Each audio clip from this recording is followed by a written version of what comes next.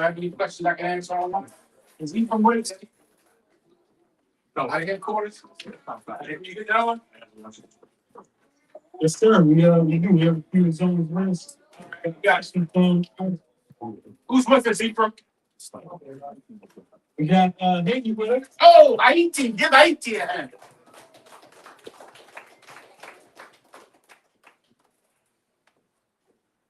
Ephraim, you got it.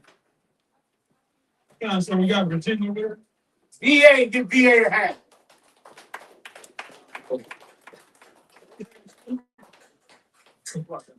Say it again, Ephraim. Syracuse. Syracuse, New York. Give him a hand. Who else? We got Chicago. Chi-Town. Give Chi-Town a hand.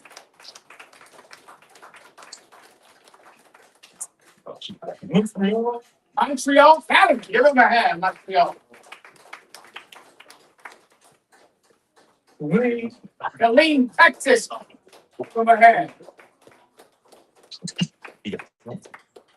Give Florida a hand. Gator Bay. Any questions, I'll give them. Sir, Haiti has a question. Haiti, you're up, please. Shalom, everyone. How was my pronunciation in Creole? Haiti, terrible? Give it to me straight. La, sir. It was 99%. 99%. Working on it. Give him a hand.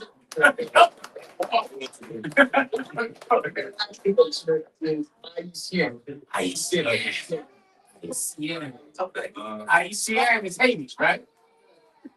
Haitian is Haitian. Haitian is Haitian. And Haiti is Haiti. Haitian is Haitian. Okay, Haitian. Okay, please. Merci, please. Say that thing out the wall, sir. We found made, sir. He said that to say the prophecy about a brand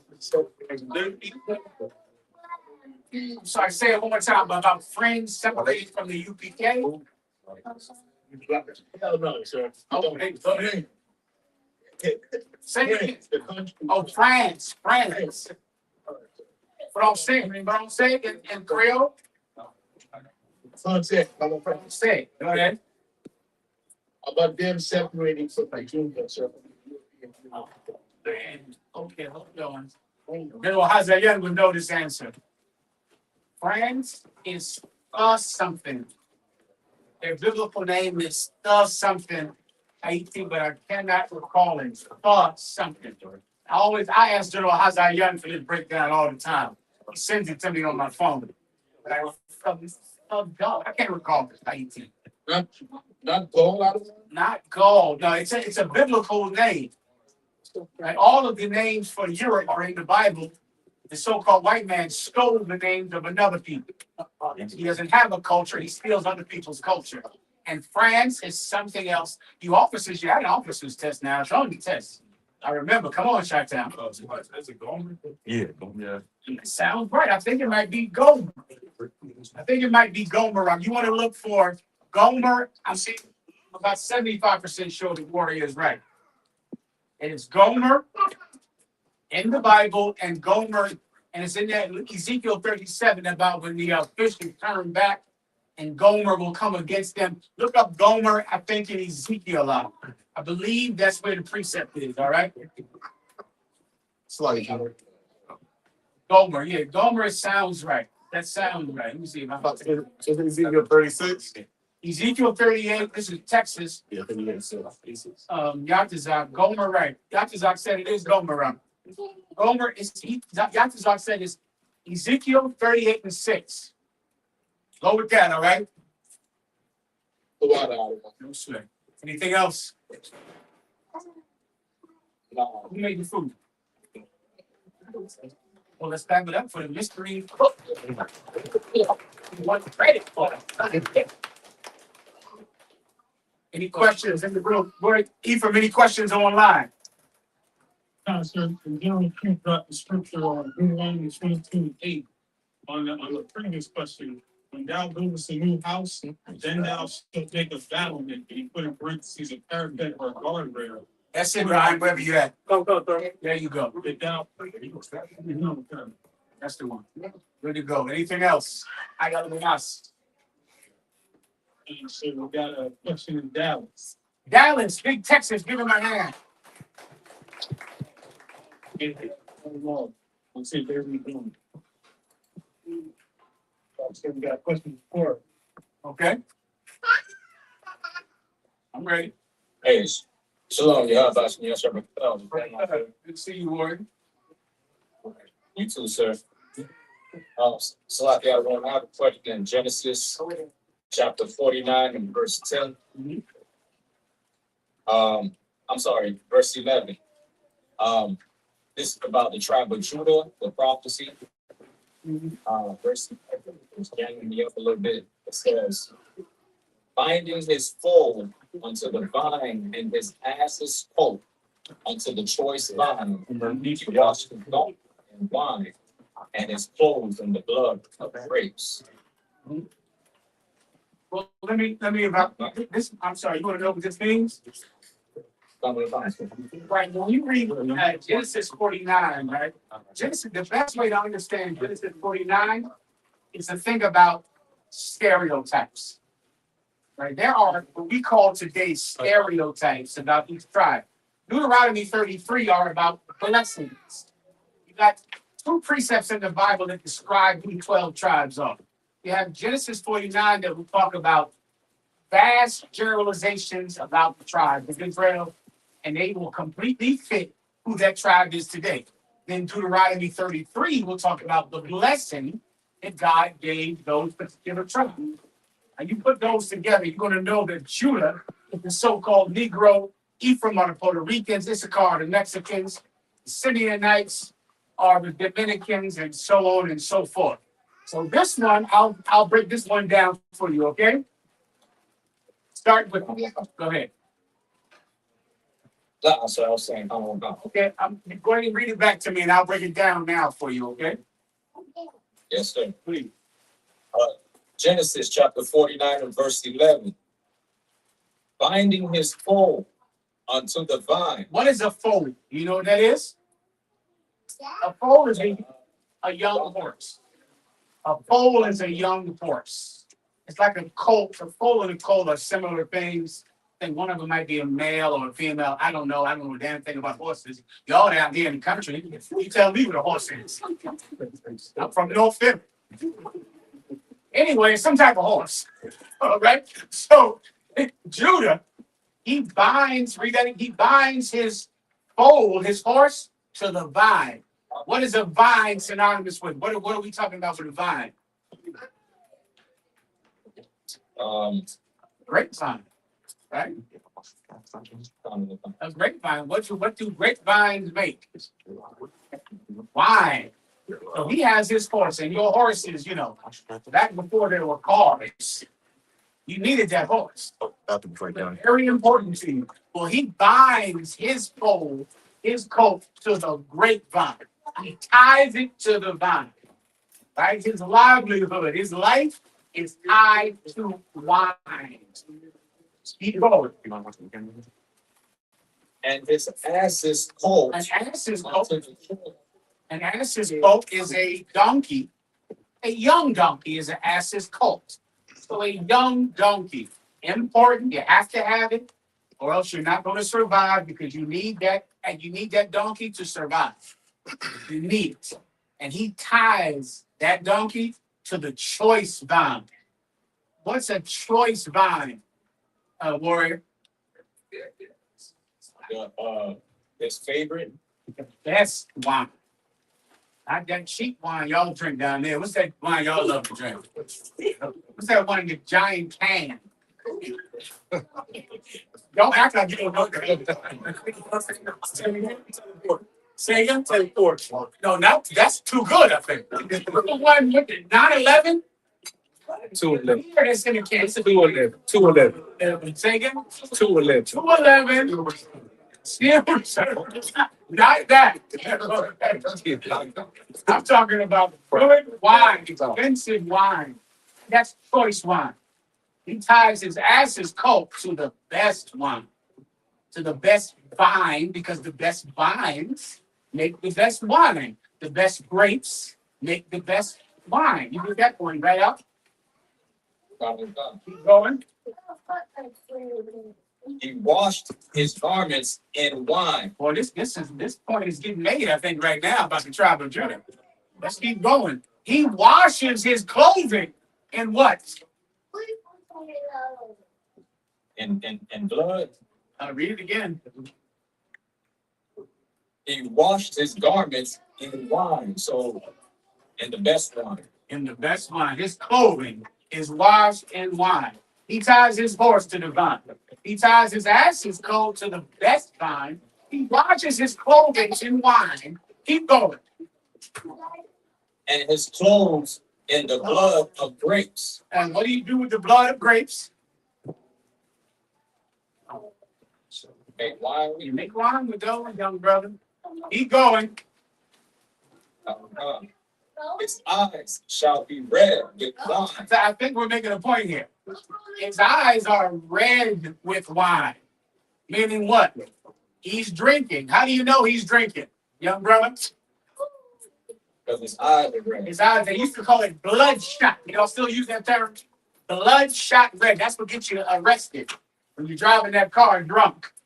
Because the cop pulls you over and he looks at your eyes, and your eyes are bloodshot red. You're going to jail. Keep going. And his teeth white with milk. And his teeth are white with milk. He has a big smile. I got a feeling the Lord is trying to say that brothers from the tribe of Judah like to drink. So I hear.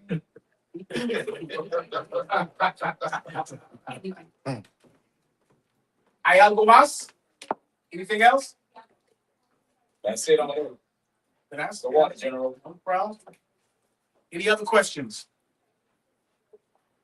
So we got a few questions in the comments as well. Please. A few questions, Sister asked, sir, if I may, when should we listen to our gut?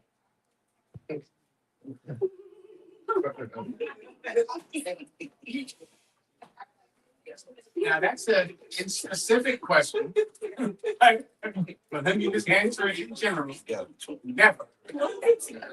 Don't ever listen to that stupid gut that you have. That gut is dumb.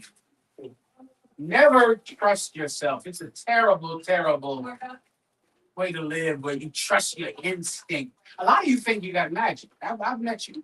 You think you're X-Men. Somebody told me something they had. It wasn't intuition. It was some word like intuition. It was some word, I don't know, but it's some stupid garbage that means intuition, and it's stupid. You don't have intuition. You're not an X-Man. You don't have magical powers to understand things. You trust your gut. I would never trust my gut. I would never trust my feelings. Oh, I got a feeling about this. I don't do that. So now, once again, that's an in general answer to a specific question. In general, never trust your gut, ever.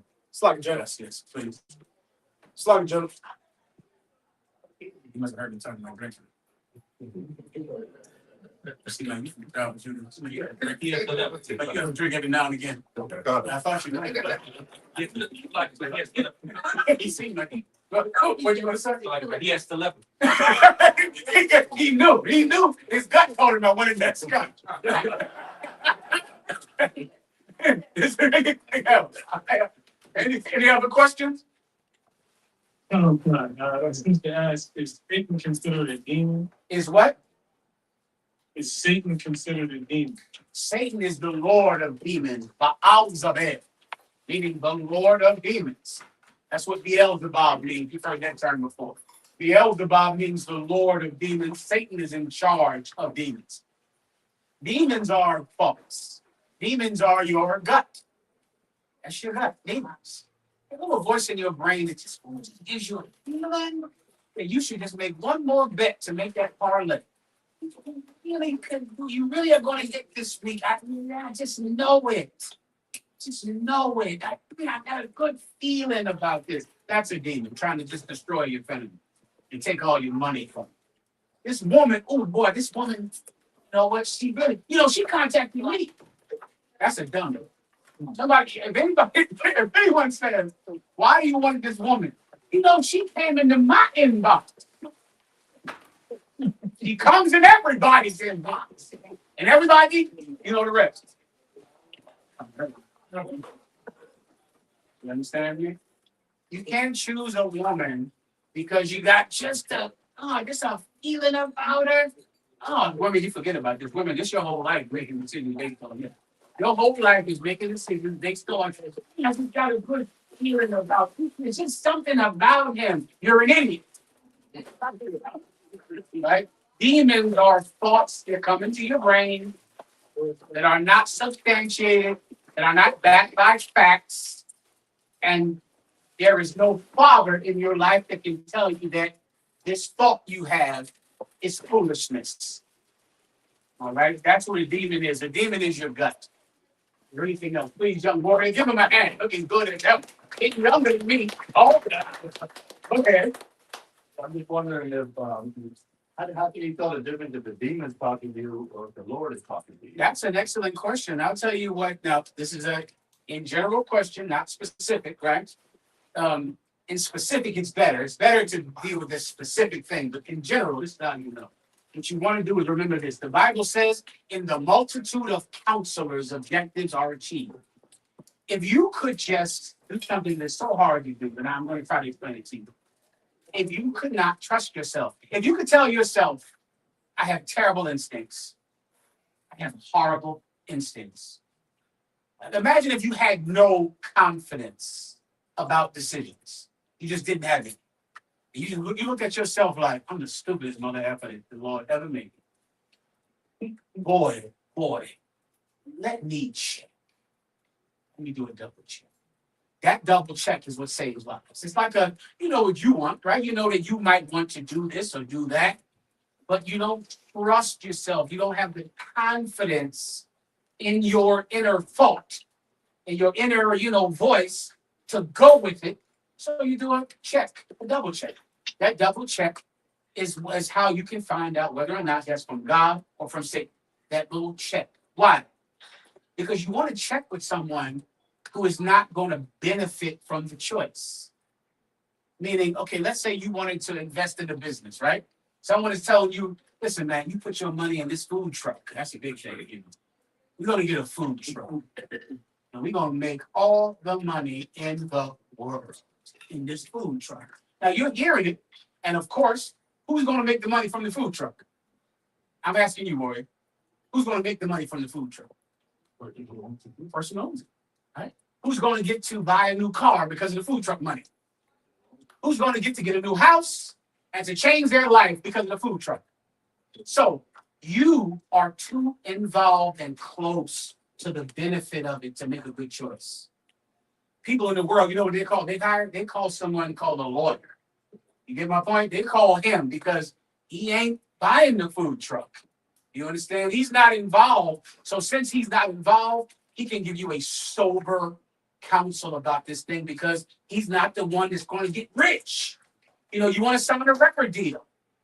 The record company is saying, sign it. You're going to get rich. You're going to be Cardi B. You're going to be famous. What should that young brother or sister do? You better get somebody that don't rap. You understand? Somebody that isn't going to make it famous. Me and Ariel was looking up yesterday. We looked up, Ariel was telling me about Clyde Davis and how much money did Clyde Davis have when he died? Yeah, Clyde Davis had $88 million. We went and looked up and we wanted to find out how much money Whitney Houston had. Because Clyde Davis, found Whitney Houston. You don't want to hear it, I'll tell it to you. Whitney Houston died with negative $20 million. Negative. I asked Alexa, that bitch, she said Whitney Houston died with negative $20 million, which means she was very broke. Alexa said she was very broke. Alexa, well, Whitney Houston was the one who who was the singer, who was going to strike it big, who was going to make it to the Grammys and make it to the Grand Ole Opry down here in Nashville, Tennessee. She was the performer. You see, but Clive Davis, though, he is not a singer. Get my point. You better ask somebody who's not emotionally involved. So how do you know if something is Satan or if something is the Most High? Get counsel. Get counsel. Anything else? Hay algo más? Question, please. We have two questions on Isaiah 44:6 on the same verse. Please. And one that I'll ask, can I get a breakdown on Isaiah 44:6? Christians use this for Revelation 1:17 for Christ being God. And then priest Isaiah says, so I can serve my men with their grace. Can I get a breakdown on Isaiah 44:6 of who is the Redeemer of the Lord of hosts in his grace? All right. So these are the same. These are about the same place. So it's the same verse. All right. Go ahead. Isaiah 44:6. Thus saith the Lord, the King of Israel. Ephraim, also let me know. Let me know Ephraim when we want to get into the topic. All right. Yes, sir. You got it. Probably about the last question. Solid. You got it. Isaiah 44:6. Thus saith the Lord, the King of Israel, Mm-hmm. and his Redeemer, the Lord of hosts. Mm-hmm. All right. You want to? I'm sorry. 1 second. The kick. Read it one more time. Thus saith the Lord, the King of Israel, Mm-hmm. and his Redeemer, the Lord of hosts. Is this the one where this is speaking about Tyre and Zidon above it? Another king, or is this not that one? Give me 2 verses above it. Verse 4. And they shall spring up as among the grass, with willows by the watercourse. One shall say, I am the Lord's, and another shall call himself by the name of Jacob. And another shall subscribe with his hand unto the Lord, and stern himself by the name of Israel. Mm-hmm. Go ahead. Keep going. Thus saith the Lord, King of Israel, and his Redeemer, the Lord of hosts. Okay, what's the problem here? They think this is saying Jesus is God, I'm assuming. Come. Okay, what do you see right in front of you? Well, I'm not reading it, so tell me how Lord is spelled right here. And let's say if, give me the first one. Is this a lowercase Lord or both of them are uppercase Lords? Well, both of them are uppercase, sir. All right, let me catch up with you. All right. I mean, where we at? Isaiah 44:6. This is jogging my memory like that one is speaking about some king, right? Isaiah 44. And 44:6. I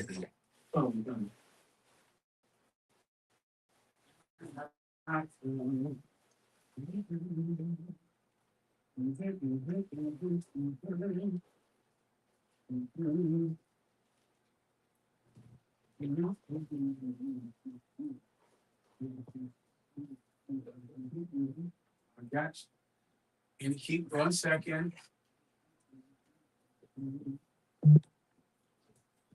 This is a good one.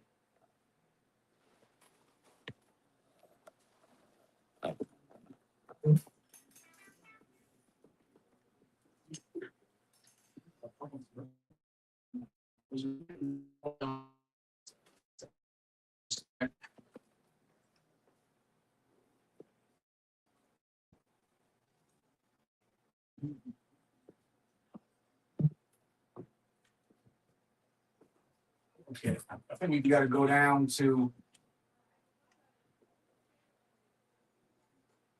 We probably got to start above it.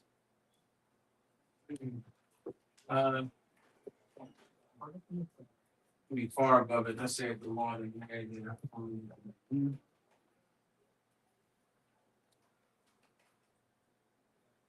Probably 4 and 5. All right, that might give it to you. Okay, start at 4 and 5. 4. Isaiah 44:4. And it shall spring up as among the grass, as a willow by the watercourse. Verse 5. One shall say, I am the Lord. One shall say what? Say it again. I am the Lord. One shall say what? I am the Lord. One shall say, I am the Lord's, with the S on the end, right? Keep going. And another shall call himself by the name of Jacob. And another shall call himself by the name of Jacob. Keep going.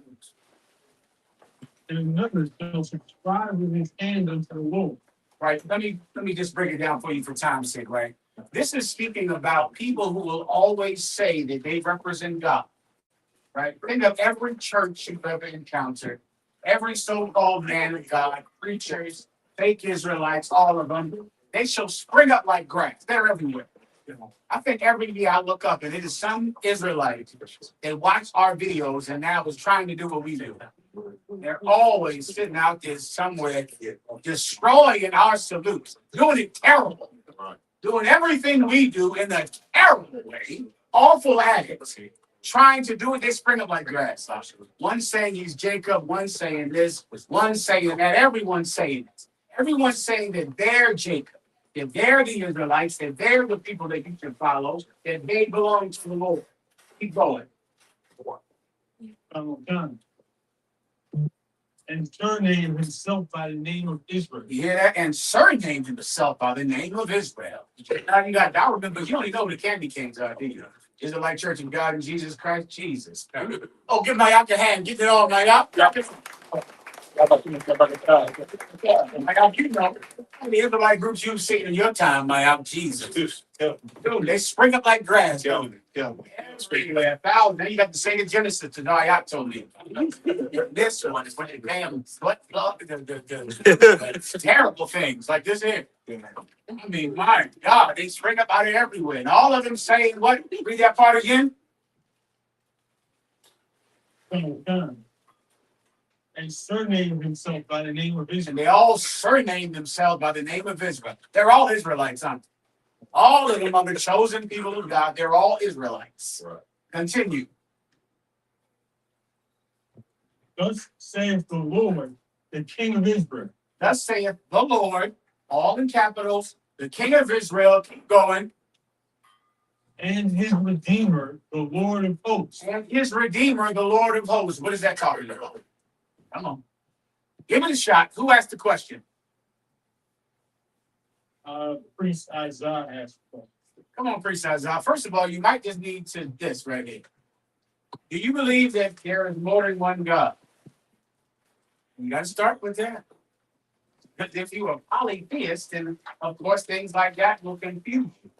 I mean, you believe in multiple gods like the Greeks, like Zeus and Kronos and this god and that god. If you believe that El Señor, nuestros Dios, El Señor uno es. You believe that our God, the Lord, is one.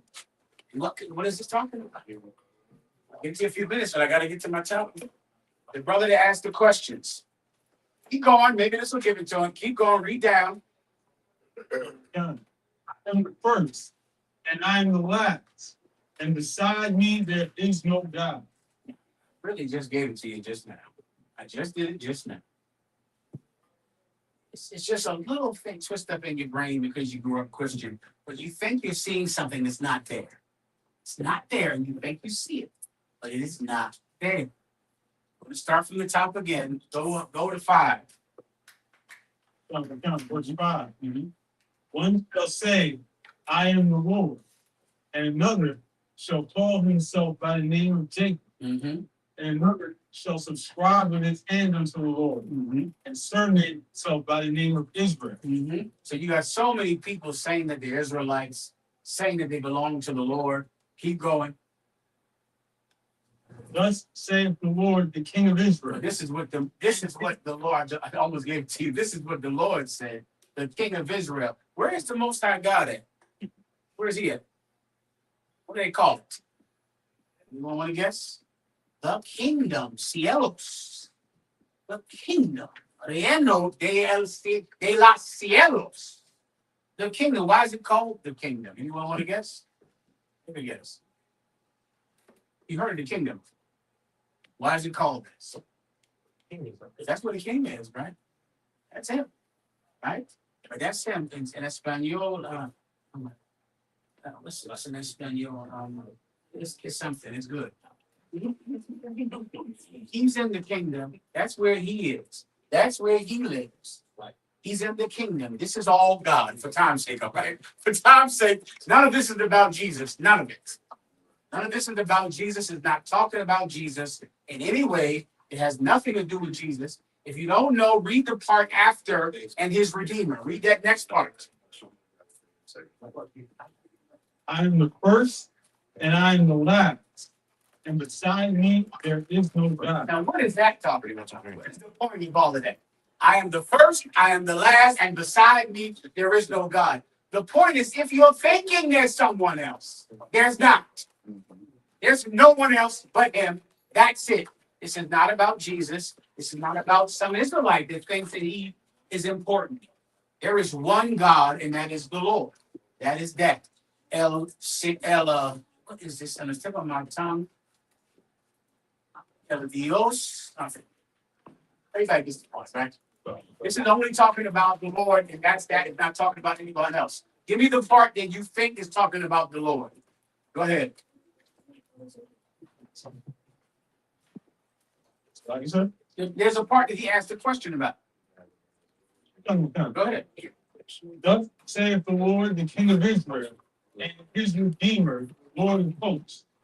Right. Who's Redeemer? That's all you need. Come on. That's all it is. There you go. All right. You think it's saying the Lord and the Lord's Redeemer. That's what you think you see it. You think you're seeing the Lord and the Lord's Redeemer. But remember, we talked about Israel up in that verse right there? When they will surname themselves Israel, it was right above it. You recall that, Ephraim?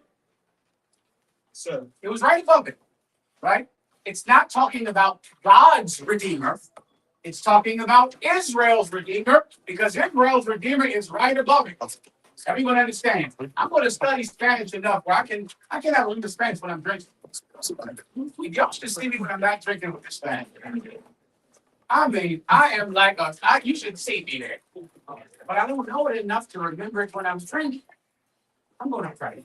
But the Bible, I know, believe it or not. Everyone understands. Read above it, Ephraim, please. Israel's surname.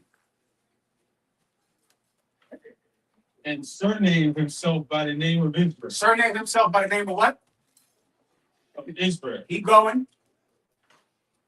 Thus saith the Lord, the King of Israel, Oh, and his Redeemer, who's Redeemer, Ephraim? Israel. That's all. It's not there. You think it's there because you grew up in that whorehouse called a church. So you think it's saying the Lord and God's Redeemer. But it is saying Israel's Redeemer. And if you don't know, you just keep reading. Keep reading from. And God, the Lord of hosts, I am the first and I am the last. Israel's Redeemer is the first and the last. Keep going. And beside me there is no God. See, Jesus is not God because there is no one besides him. No one at all. Everyone understands. El Señor nuestros Dios, el Señor uno es. The Lord our God is one. Jesus cannot be God based on this precept right here we're reading. Based on this one, you think you're seeing something that's not there. Everyone understand. You good to go with this? Yes, sir. Anything else? You get time to get your time. Well, if I would up, then let's get into it. What do you have? My topics up for tonight, and are why is the Confederacy still breathing? Many of you down here in the South, you've seen Donald Trump. Show me some Donald Trump videos. Show me some ones from this week. This week. Donald Trump went to a museum where they had Franklin Delano Roosevelt and AI. It's an AI of Franklin Delano. Is that right up? Theodore Roosevelt. Theodore Roosevelt. My apologies. Now Theodore Roosevelt has been dead, I think. Goddamn, 100 years or something like that, right? I'm sorry. So there's you go to museums, they have interactive AI in some museums. So Donald Trump went to the museum and Theodore Roosevelt was talking. Donald Trump thought he really talked to Theodore Roosevelt. I heard the video. He showed to you. Go ahead.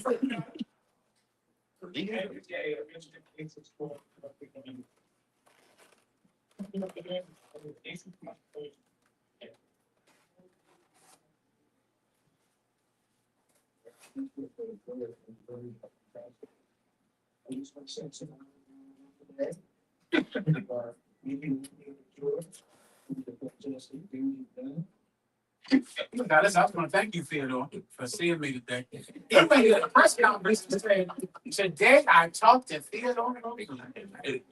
That's for real. Give me another one. Give me Donald Trump when he was had a deposition. Also, Donald Trump was sued by a woman for rape.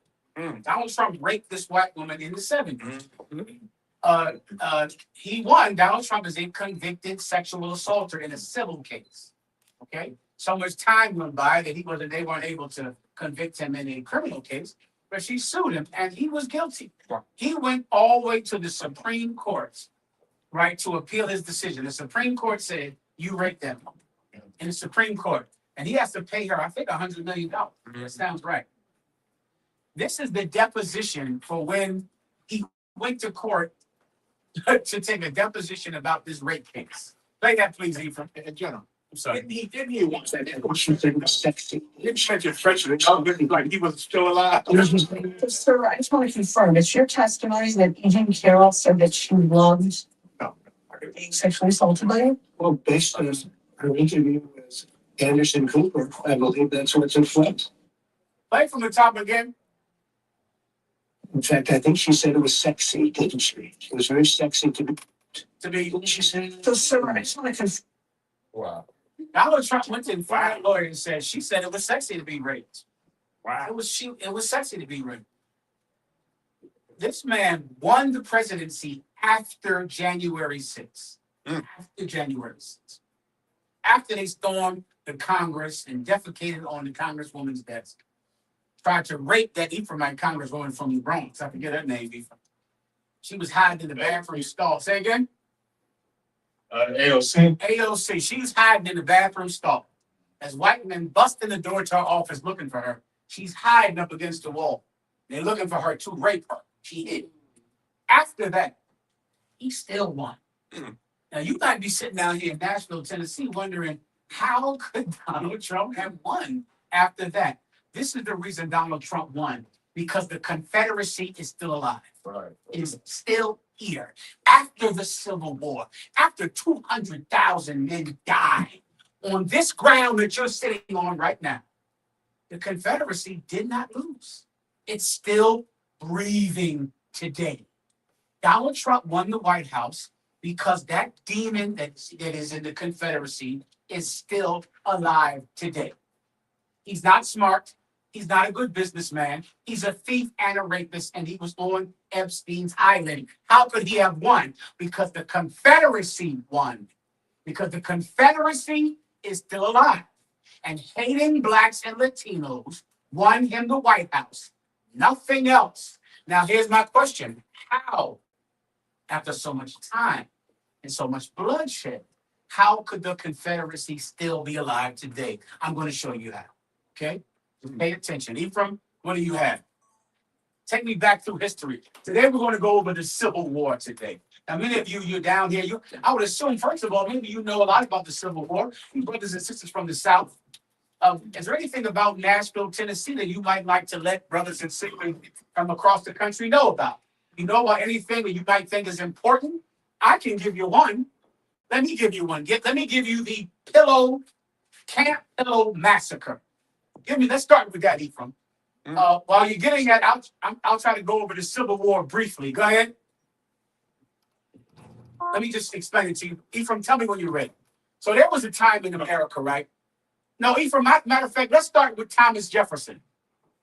Back during the time of the Revolutionary War, when America, the American colonies, decided to break off from Great Britain, right? Back during that time, they were being taxed. They believed they were not getting any representation in Parliament in England. They believed they were giving tax money to England and they were not benefiting from it. So they wanted to break away from England. They wanted to have a rebellion and break away. During that time, the American colonies decided to break away. Thomas Jefferson wrote a first draft of the Declaration of Independence. In that first draft, he directly came against slavery. He directly said that slavery was wrong. We should not have slavery. Slavery is immoral. Thomas Jefferson wrote it in the first draft of the Declaration of Independence. Let's start with that, Ephraim, if you could, all right?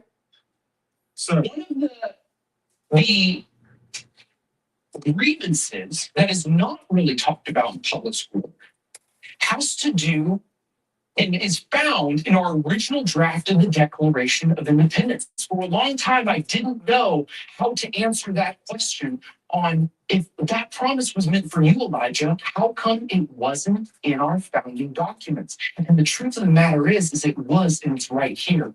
What you are looking at is the original draft of the Declaration of Independence created by Thomas Jefferson Randolph.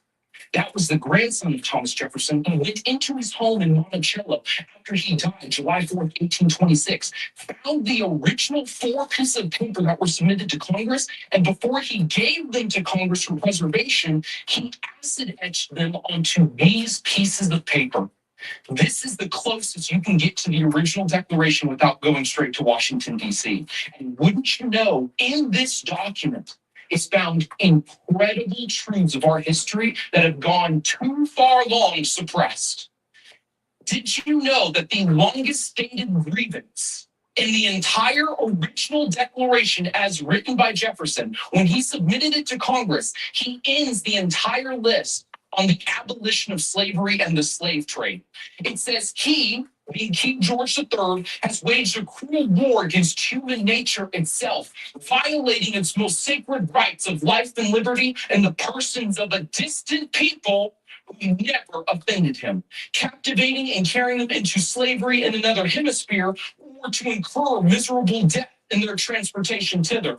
This piratical warfare, this opprobrium of infidel powers, is the warfare of a, quote, Christian king of Great Britain, determined to keep open a market where men of all capitals should be bought and sold. How much clearer? Now, that was the original draft of the Declaration of Independence that we're all going to celebrate on 4th of July, right? Right. It didn't make it in the final draft. You know why it didn't make it? Because if it would have been in the final draft, the southern states would have never joined the Union. Right. He had to take it out of the final draft to get Alabama and Kentucky and Tennessee and give me some more. Georgia. They refused to allow that to be in the Declaration of Independence. So Thomas Jefferson took it out. Why? To keep the Union together. There has been a compromise made in America before you were ever thought of to please white men by belittling and destroying Black and Latino men. That compromise is why the Confederacy never died, because they always placated them. They have never dealt with the Ku Klux Klan the way they dealt with ISIS or Al Qaeda or MS-13. They never treated them like absolute terrorists and destroyed them, ever. But now Al Qaeda and ISIS, you wipe them out. You can't be, you think right now you could tell America that you're a member of ISIS, but you can be a member of the Ku Klux Klan today. Right now, today. You could be in the Klan, but you can't. You get arrested if you're in MS-13. If there's a tattoo on your arm that says MS-13, you go to jail. Am I making this up? You know I'm not. You're going to jail for the tattoo. Why is the Ku Klux Klan still protected under the freedom of speech today? Because they've always. I'm sorry, go ahead, Warrior. like I said, not only going to jail, they should be into a jail in Nicaragua. From there on, not even put you in the jail in America. You go into a jail in Nicaragua for MS Roman numeral 13 on your arm. You're going to jail. But the Ku Klux Klan, it still exists. They've always made a compromise with the men who hate you. Always. Are there good white people? Absolutely. They're good white people. We're going to go over a good white man today. His name was Ulysses S. Grant. John Brown. Here's the problem, however. Good white men get killed by bad white men. all the time. Good white men never win. They never win. Bad white men always win. Now, Thomas Jefferson wrote this in his original draft because he wanted to end slavery. Was Thomas Jefferson a good white man? Give me Thomas Jefferson about, what was the woman's name who was a poet, Ephraim?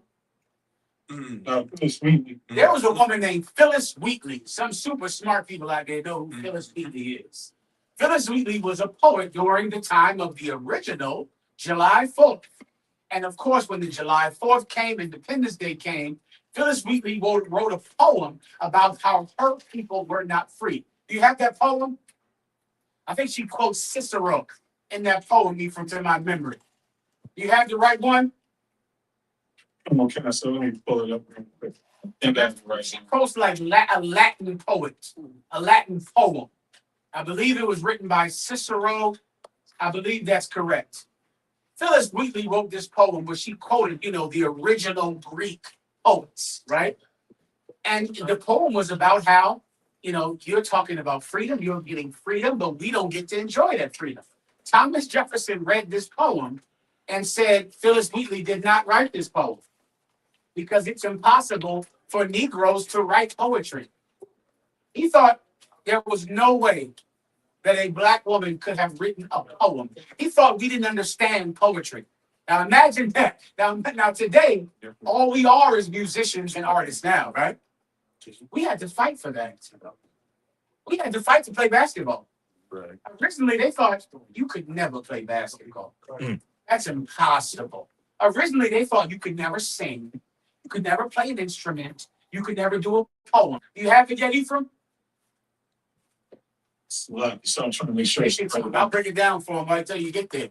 She wrote this poem, during the, July 4th, about how her people were not able to celebrate freedom and to have freedom. She sent this poem to George Washington and to Thomas Jefferson. Thomas Jefferson said there's no way that a Negro wrote this poem because Negroes do not understand prose or phrases. They can't understand poetry. Thomas Jefferson said they do understand sorrow, but they cannot express it in the form of poetry. That's what Thomas Jefferson said, right? Because it's like the idea in white people, even the ones who have pity on you, they have pity on you like a disabled child. Like, of course you can govern yourself or make your own decisions, but you shouldn't be beaten the way you are. You should be free, but you obviously shouldn't be able to write a poem. That's impossible. How could you write a poem like that? Phyllis Wheatley responded to Thomas Jefferson and told him that she knew who Cicero was. She knew who the original Greek poets were, and she wrote this poem, but he couldn't believe it. That's Thomas Jefferson. So now that's during the Revolutionary War. The part about ending slavery was taken out. General Cabot. I got a quote that he made about the system. Okay, if he I'm not sure if he had the whole thing, Go ahead. but it says Thomas Jefferson famously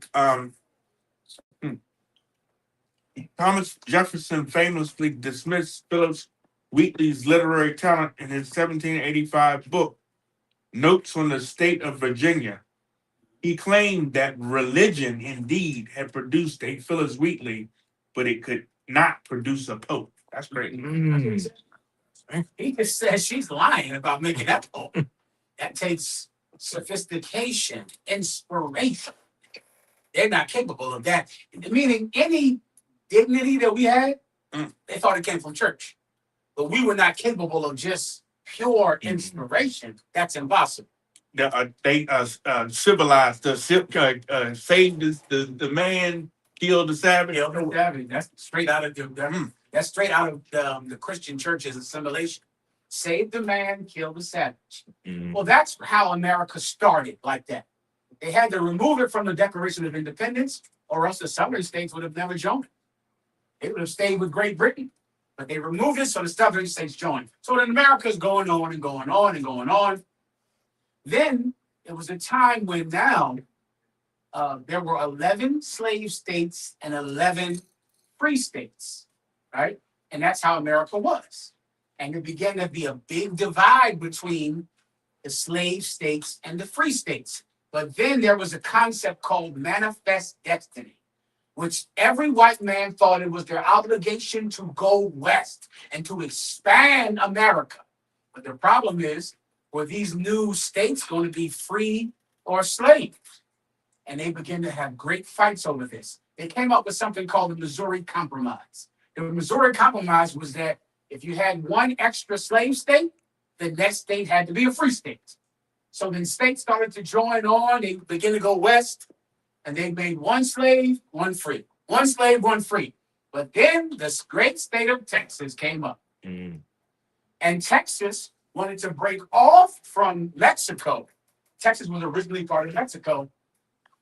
And they wanted to be American, but they did not want to be a free state. They wanted to be a slave state.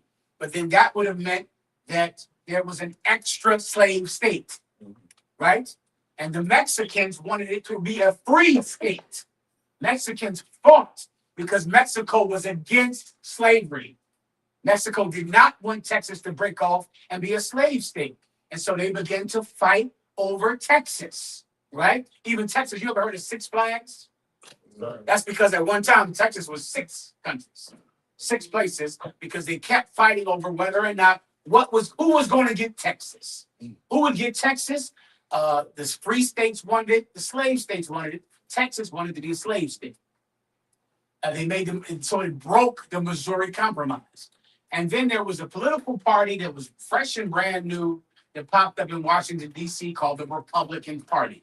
And the Republican Party existed to not expand slavery. That's important. Don't think end slavery. Just think not expand slavery. That's all they wanted to do.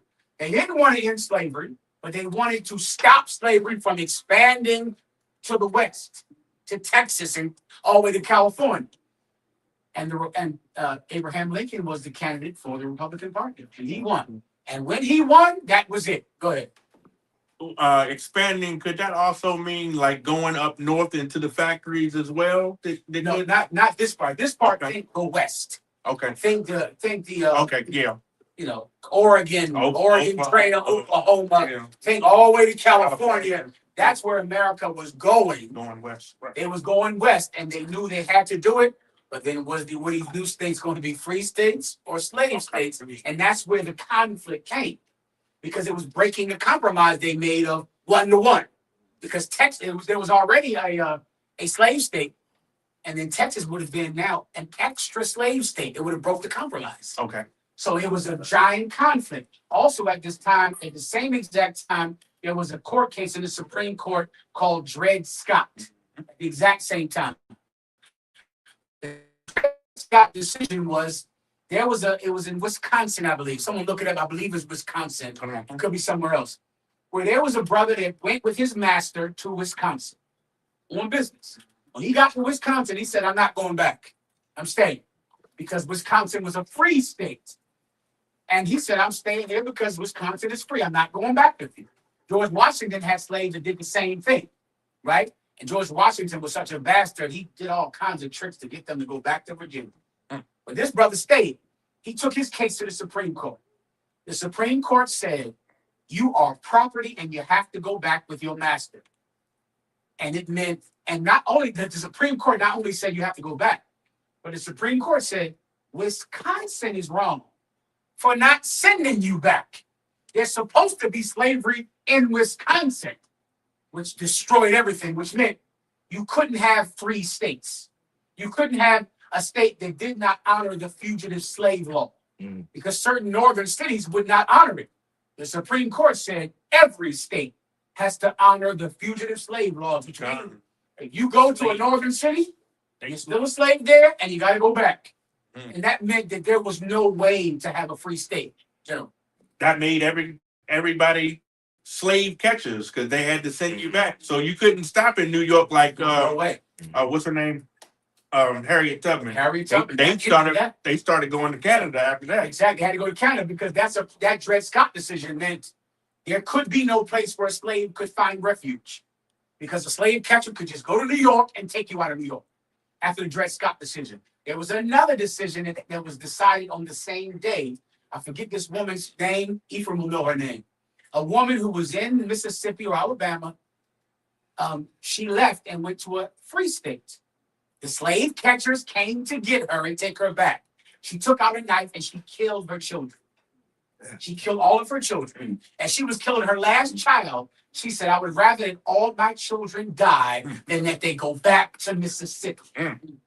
She went to the Supreme Court. They used the case to say slavery must be terrible because this woman would rather kill her children than to go back down south. Other people said this woman has drapetomania. Drapetomania was a mental disorder that made slaves want to be free. So there was a conflict over that. Is she simply crazy enough to want freedom? Or is it that bad down south?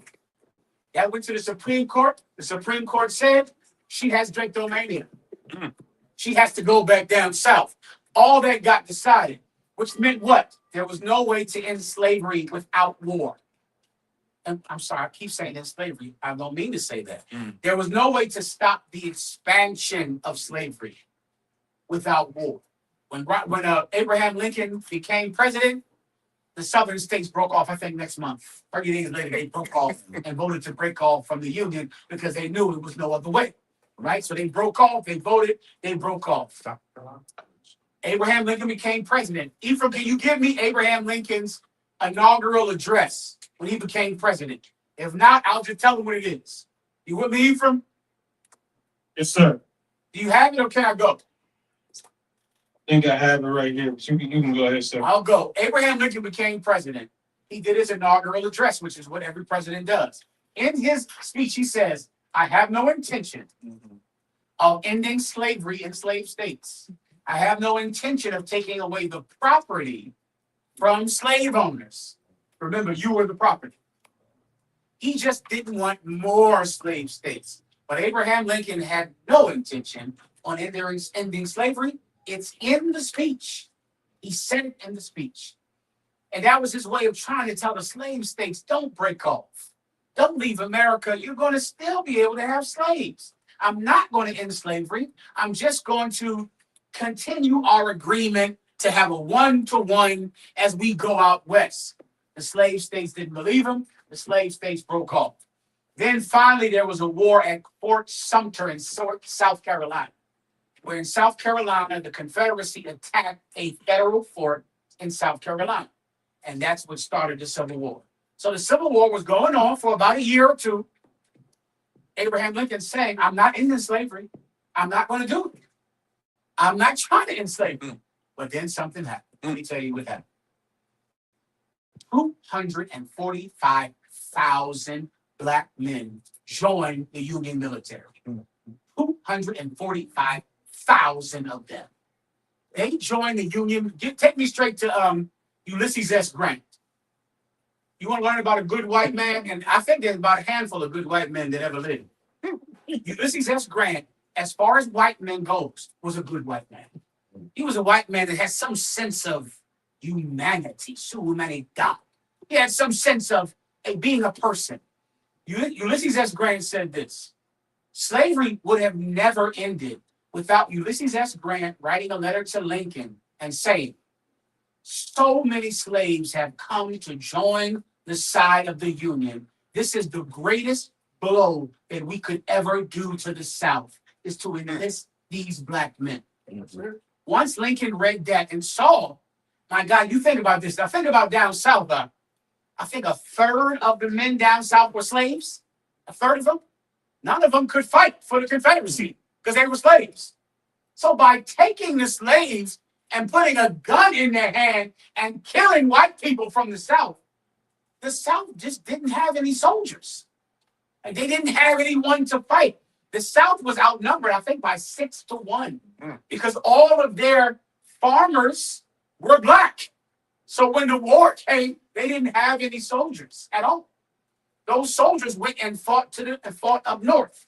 When 45,000 black men went up north, Ulysses S. Grant said, we should make them soldiers. We should put guns in their hands. There was a big fight where they were digging ditches. And in the middle of the fight, the South attacked and black men just picked up guns and started to kill. At the end of it, Ulysses S. Grant said, "My God, let's give them all guns. We'll hurt the South." That is what made Abraham Lincoln write the Emancipation Proclamation, because then he wanted to hurt the South by taking all of their prospective soldiers and making them fight for the North. It's because of what Ulysses S. Grant wrote to him. Without that, slavery would have just continued. Ulysses S. Grant also was the one that promised to give black men 40 acres and a mule. That comes from him. That comes from after Abraham Lincoln was killed. He promised every black man, come to fight for the North. I'll give you all 40 acres and a mule. And he gave them 40 acres and a mule. Once Abraham Lincoln was shot, and what's that vice president's, and I forget that cat's name. The vice president took over. He took the 40 acres and a mule back. He took them back from the black folk. But Ulysses S. Grant is the one that made that promise and went out to keep that promise, to give it to him. Because why? Ulysses S. Grant had something in him that would have killed the Confederacy. And listen very carefully to this. Ulysses S. Grant hated the Confederacy. He hated them. He wanted to kill them. And black people, you can't destroy something if you don't hate it. You wonder why the Confederacy is still alive. It's because you don't hate white supremacy. Supremacy still exists because you can't kill something. You can't destroy a thing. Do you hate racism? No. You don't hate racism, which is why it still exists. Because if you hate it, you could destroy it. But you don't hate it. Why don't you hate racism? Who can blow my mind with the answer? Because you don't love black people. Because you don't love Hispanics. You see, you should never teach anyone to hate. You can't teach blacks and Latinos to hate. That's not something that we can do. But you can teach us to love.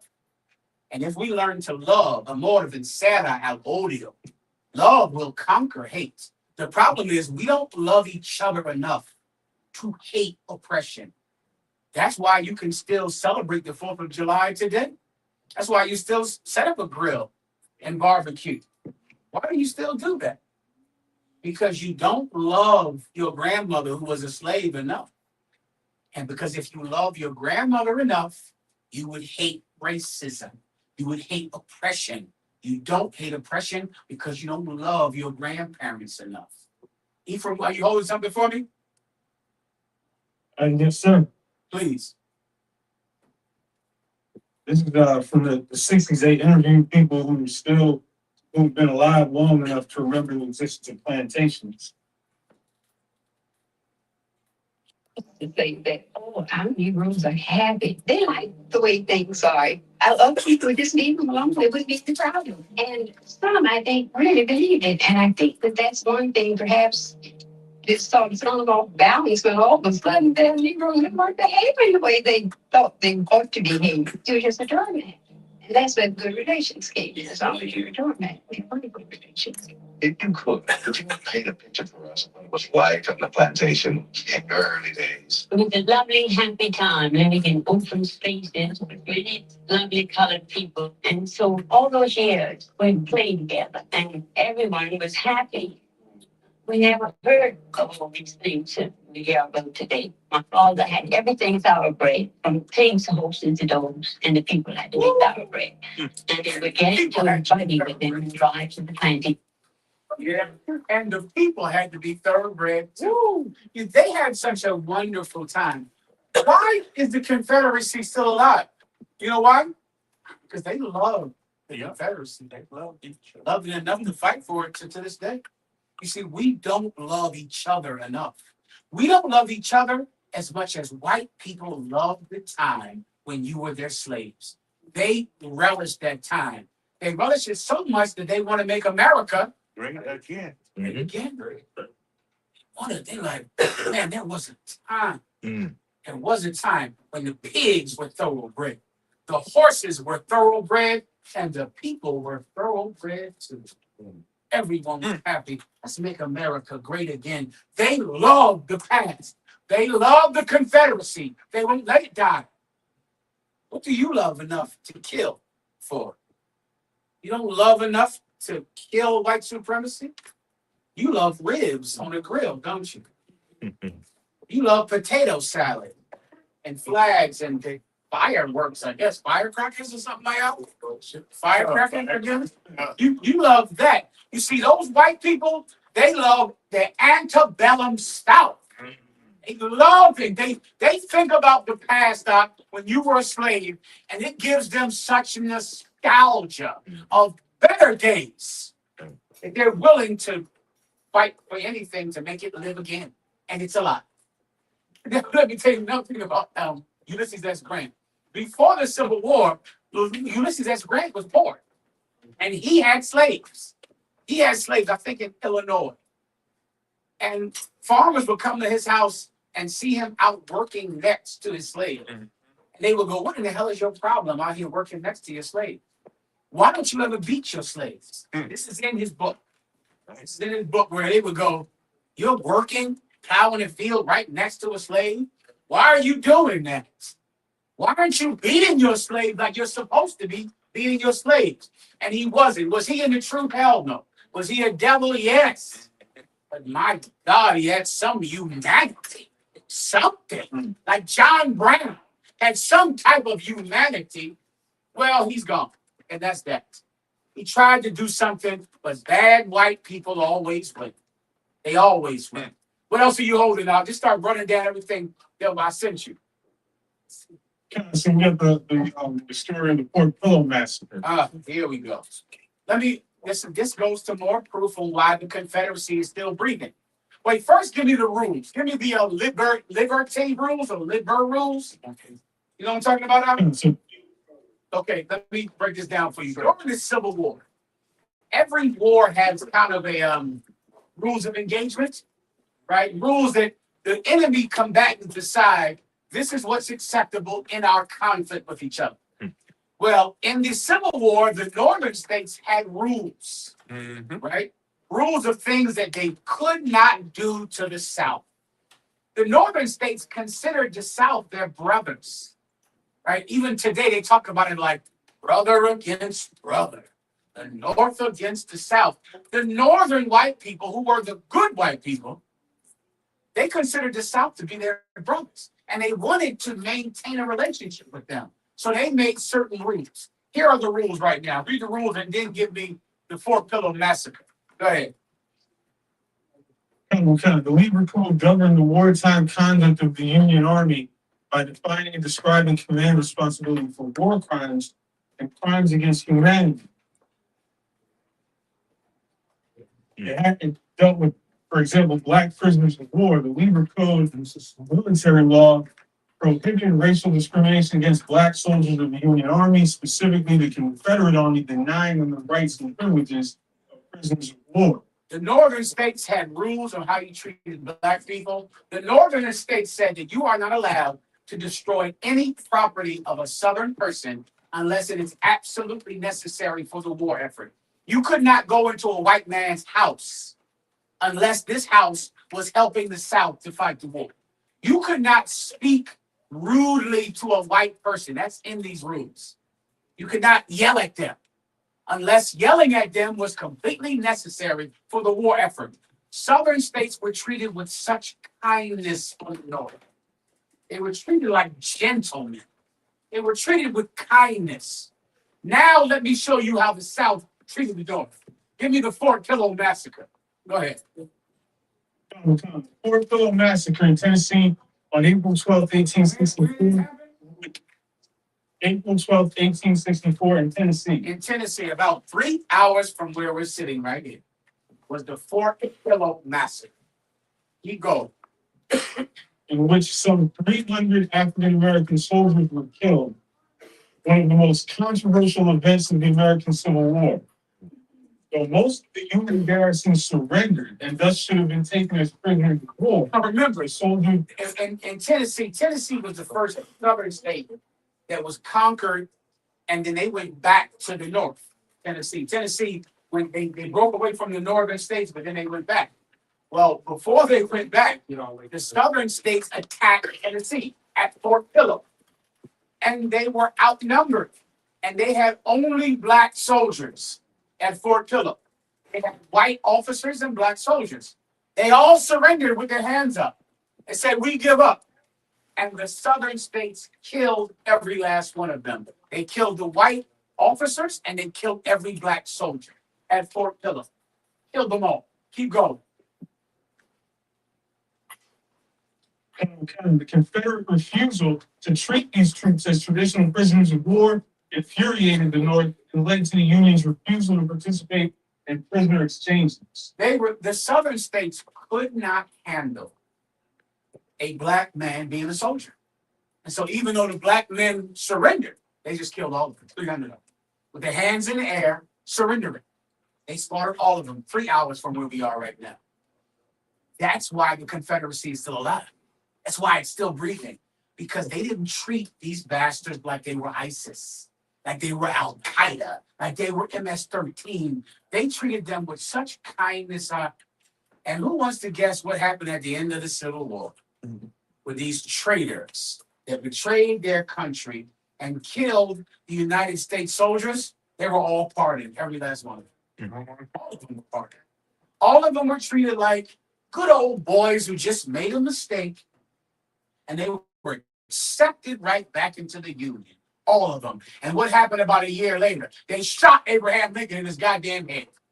That's what happened. After they accepted him back, loved him, pardoned all of them, there is no Confederate soldier or officer that got hung for treason. Not one. Not one. What did they do? Go ahead, please, brother. But yet, more than 240 schools in the U.S. are named after a Confederate soldier. Ephraim, 240 schools in the United States are named after Confederate soldiers. How many schools are named after Ulysses S. Grant? 2. One in Portland and one in Los Angeles. That's it.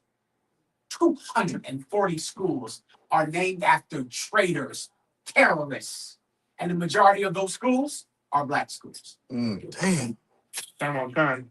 So it has a couple of implications that you're saying of how the Confederate still lives, or what have you, and how they tried to deal with it. Mhm. This thing that they did here, the Libra codes or what have you, for the rules that they were supposed to engage with. But here's an interesting point about what they talk about all the time. It says during the American Civil War, President Abraham Lincoln temporarily suspended the Constitution privilege of the writ of habeas corpus. This suspension allowed military authorities to detain suspected Confederate sympathizers, spies, and draft resistors indefinitely without bringing them before a judge to determine the legality of their arrest, meaning that they're not actively going after the KKK now. That's why they still exist and still doing white collar crimes that are harming us, very bad. That's the point now. They treated the Confederacy with kindness, not only God. They treated them with kindness and mercy. And the Confederacy slaughtered every black person that they could find. And that's why they're still alive. Because there is something about white people that you don't understand, that I'm trying to get you to understand, but it's hard to understand. White people really love being the master. They love that. And we don't get how much they love it. They really love being the superior race. They love it so much that they'll just kill any of you to stay the superior race, to believe they're the superior race. They'll let a pedophile become a president. Right. That pedophile will make them feel like they are better than a Haitian, better than a black person, better than a Latino. They love oppression more than we love each other.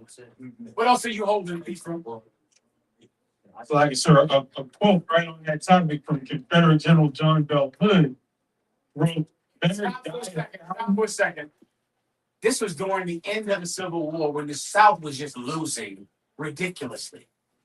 And General Hood was told to that he should quit, that he should surrender. And I think General Sherman, that was another good white man, General Sherman, who burned the piss out of Atlanta, burned everything he saw, killed everyone in Atlanta. He later was called like a war criminal because he burned Atlanta. He was trying to end the Confederacy, trying his best. Later on, they hated him and called him a war criminal. He treated the South like they were ISIS. He tried to. He was called a war criminal later. Well, he went to General Hood, who was a Confederate general, and said, "You have to quit. You have to surrender. We're going to kill all of you in Atlanta. You have to confess." This was General Hood's response. Go ahead, Al. Better die 1,000 deaths than submit to live under you or your government and your Negro allies. That's what he said. He did not submit. He did not surrender up. He did not. That's them. That's who is still around today. Still here today, still in charge today. Why? Because they were kind to them. They were merciful. They had rules to make sure that they were comfortable and safe, and Southern gentlemen and Southern belles, and treated them with dignity. But meanwhile, MS-13 has to get flown away to Nicaragua to sit up in a jail. ISIS, have you heard of, where's ISIS at? Have you heard of them? They're gone. Nowhere. You understand? Because they're terrorists. Well, why is the Ku Klux Klan still here? The same reason that Donald Trump is president. They did not destroy the Confederacy. That's why Donald Trump became president. If they didn't kill every last one of them, kill anyone who went to a meeting, kill anyone that said they loved the Klan. Give me Reconstruction, please, if I could. Give me the 5 places of Reconstruction, Chicago, right? No, if I may, sir. What we're talking about when it comes down to like the ones that created war crimes or were pardoned for those crimes. Can we make that synonymous to how the so-called white man, when they flooded the White House and Donald Trump pardoned them and paid them all? Yeah, I'll go give him a hand.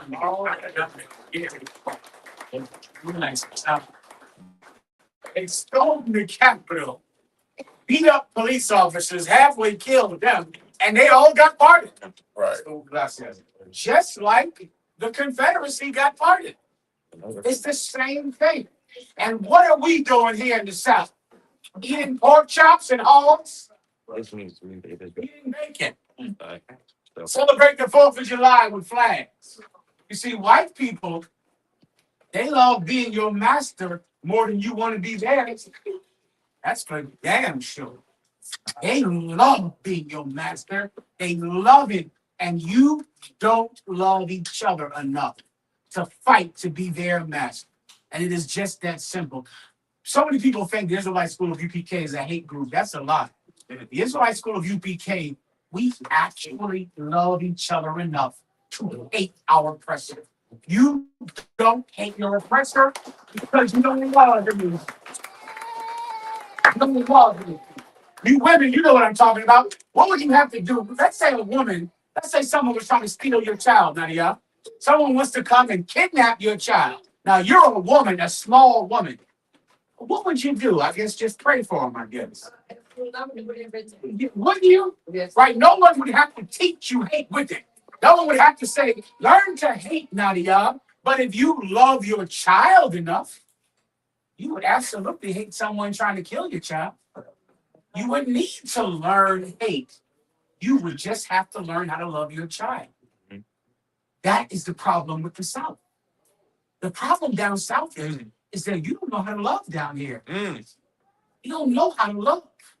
And in your mind, you're thinking, people in the UPK, they're the white Ku Klux, they're the black Ku Klux Klan. I know your family tells you that about us, right? That we're the black Ku Klux Klan. That is such a thing that you would tell black people, and you would never tell white people, because if you told white people that they're the Ku Klux Klan, white people would support them. That's what they would do. White people would absolutely support them and make them president. But telling a black person that they're the black Ku Klux Klan makes black people hate you and not join. Why? Because you don't love each other the way a mother would love her child and hate someone trying to steal her child. There's a lack of love. It's not a lack of hate. You don't need to learn hate. You just need to learn how to love something. You don't love anything, and that's why the South has more gun violence than Chicago. Chicago does not have half the gun violence as Memphis. Not half of it. Not half the gun violence as Memphis. Not half the gun violence as give me another place down here that has a ton of gun violence. New Orleans. Not half the gun violence. We don't have half the HIV anywhere as you do below the Mason-Dixon line down south. All of the AIDS is down here. All of the low education is down here. Every terrible thing that is a stereotype about Black people is in the South. And this is the Bible Belt. It's right here. Why? Because so many churches have taught you not to love, taught you not to care, taught you not to feel any compassion on your children or your loved ones. And that's the reason you can't hate white people. That's the reason, because you don't love Black people. What else are you holding it from? So we have the New Orleans massacre of 1866. Go ahead. The New Orleans massacre occurred on July 30th, 1866, when a peaceful demonstration of mostly Black freedmen was set upon by a mob of white rioters, many of whom had been soldiers of the recently defeated Confederacy. The Confederacy lost the Civil War. Let me break it down to them. The Confederacy lost the Civil War, and then something happened that was the best time ever for Blacks and Latinos in America. It was called Reconstruction. I think it lasted 4 years, but it was like heaven for 4 years in the South. It was called Reconstruction. It was when they turned the South into 5 districts. Just imagine the entire South. They turned the entire South into 5 military zones. Ephraim will show you the map. And they just sent troops into the South, military troops. And because of that, during that time, you had so many Black congressmen, Black senators, Black governors, Black mayors. It was during the time of Reconstruction. Well, guess what else you had? The Ku Klux Klan putting on hoods and killing everybody at night. Killing all of them. So what happened? They went to president. Now he became president, Ulysses S. Grant. And Ulysses S. Grant wanted to send the military and to kill everyone in the Ku Klux Klan. But then his political advisor said, this term will always end progress. Hear this term. When you hear this, that's when you know it's time to go back to being poor. There's an election coming. There's an election coming. Whenever anybody says there's an election coming, you can forget progress, because that means we have to get the numbers. We have to get white people to like us. So we can't help Black people, because when you help Black people, white people don't like it anymore. So Ulysses S. Grant did not send the military into the South. He did not stop there was so many riots of white people killing Black people. It was insane. Black people were pleading with Ulysses S. Grant to send in the army. He couldn't do it. He said, why? Because I won't be president if I do. And he was right. And he was a 2-term president because he did not send the military in to help you from getting hung from every tree that you could see. Damn. And so we had things like the New Orleans riot. Go ahead and play it whenever you're ready. So we had the article, like, so we pull it back.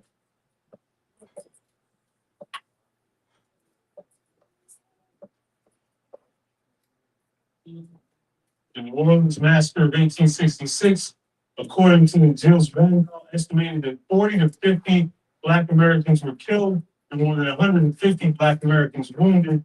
Others have claimed nearly 200 were killed. In addition, 3 white convention attendees were killed, as well as 1 white protester. Those numbers are always bad. Just call that 500.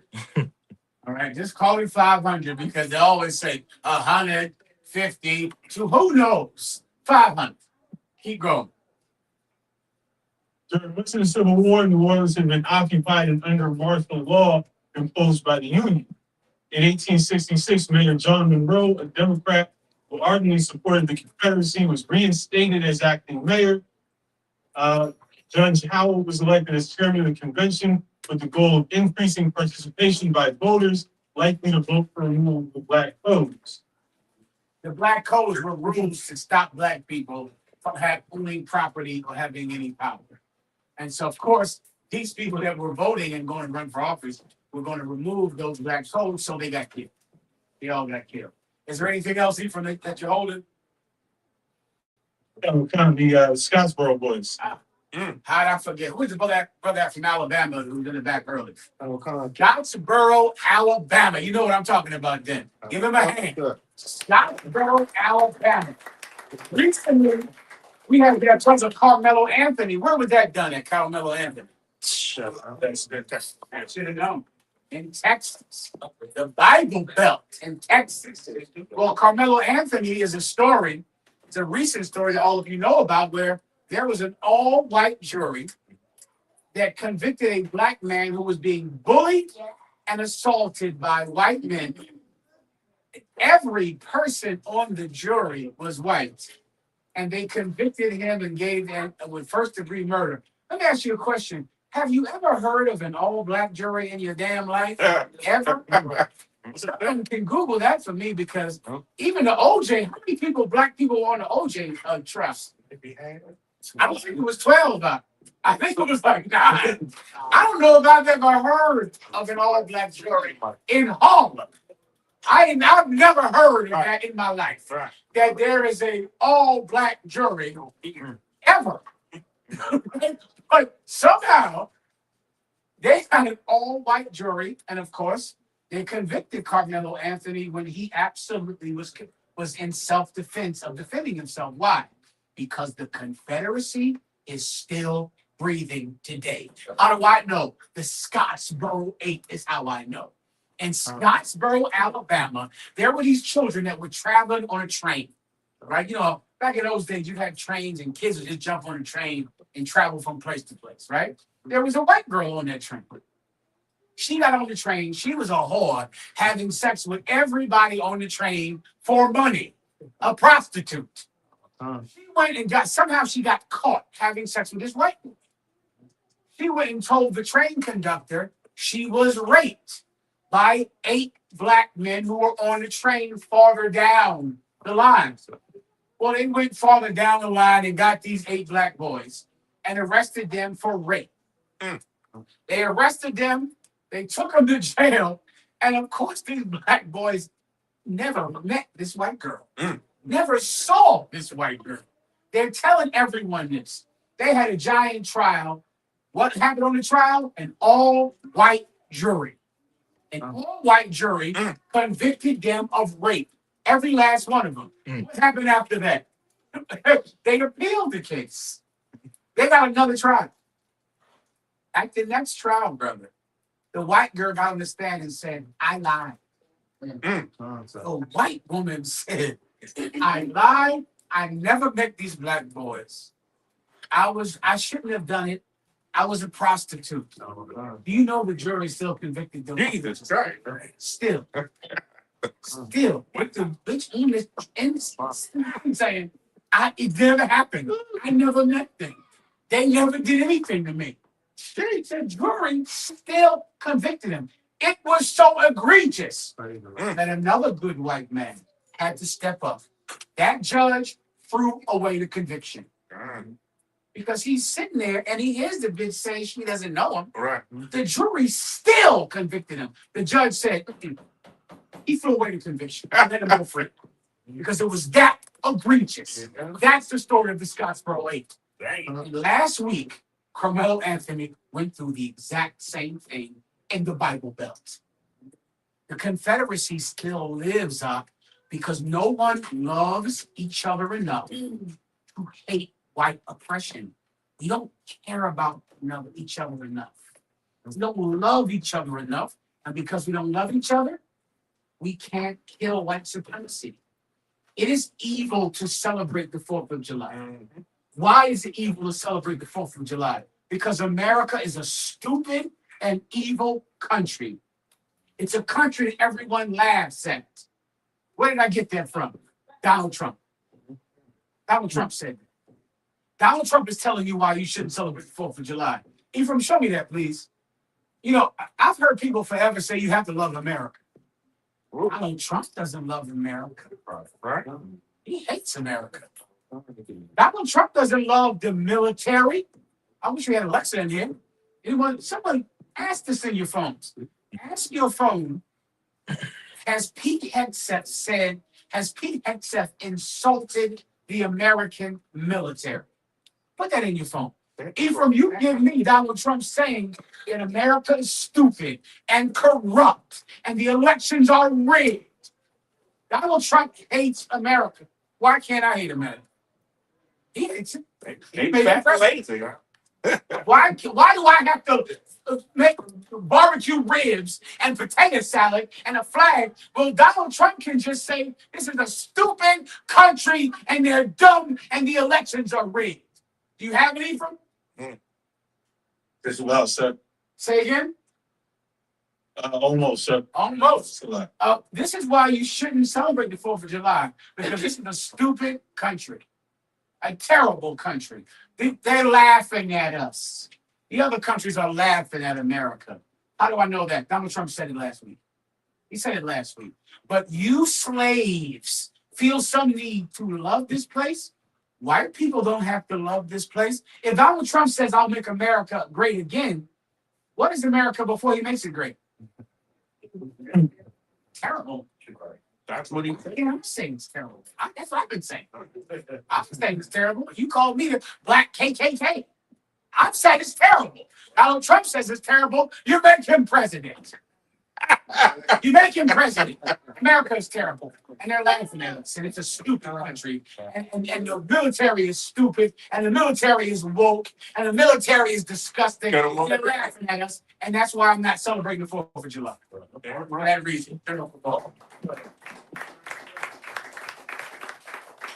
So you know he's been disappointed this week by the low turnout for the 250th celebration or what have you. So I have an idea of what may be going on or what have you. You know how Christians like to do. I got a scripture for it. Isaiah 66:17. They that sanctify themselves and purify themselves in the gardens behind one tree in the midst, eating swine's flesh, and the abomination in their mouth shall be consumed together, saith the Lord. Meaning that they might not be gathering in public, but they surely are hiding behind a tree and get ready to fire up that grill and eat every abomination thereof. You got that? And let me tell you, General Cabal, if I could back you up, the reason that no one is coming out to that stupid party to celebrate Donald Trump is because no one is being hung. That's the reason. Oh, he hasn't started the No one game. hanged. That's all. Because you know where everyone came to? Who wants to blow my mind with the answer?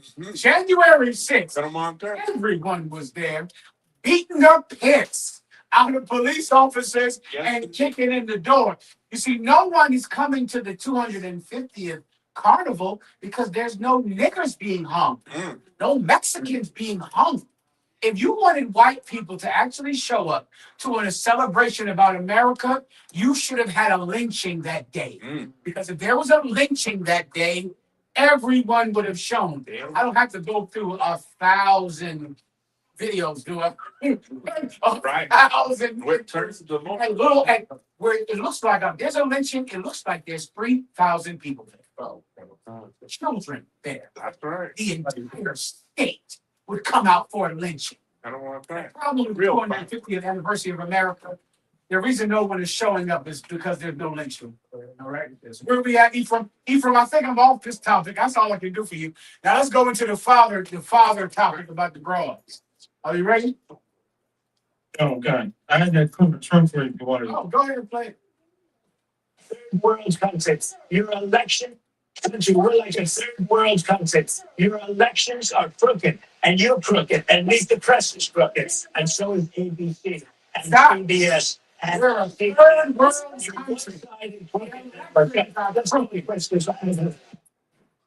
Why would I celebrate the 4th of July? You know? This is a third world country. The elections are crooked. Why is he able to hate America? Why is he able to do it? I can't say the same thing. The elections are crooked. I'm not celebrating the 4th of July. This is the third world country. I'm not celebrating the 4th of July. Everything here is crooked. And give me the other video about Donald Trump.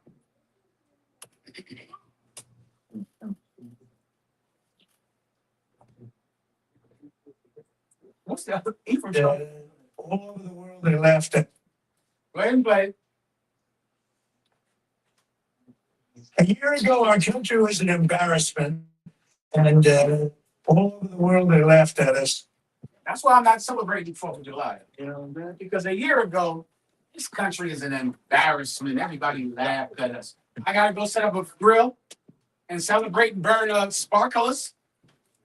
No. I'm embarrassed by this country. You know? This is an embarrassment. They're all laughing at us. Do you see what it means to be free?